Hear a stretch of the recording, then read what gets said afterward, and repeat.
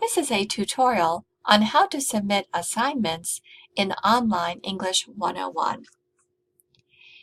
You will see that the writing assignments in English 101 are submitted as assignments. Those areas are clearly listed as assignments.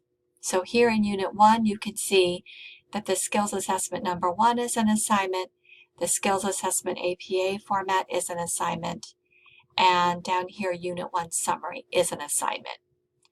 All of those activities require you to write something on a separate document and to upload it or submit it within this electronic arena.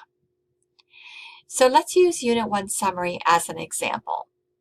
You'll read the introduction, you'll go into the assignment.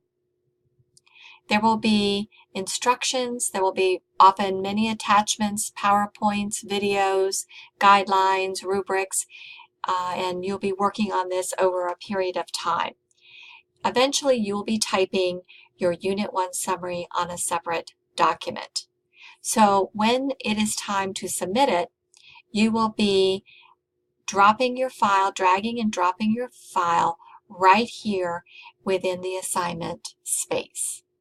So you simply find your document, drag it, drop it, and you should see that it has been submitted.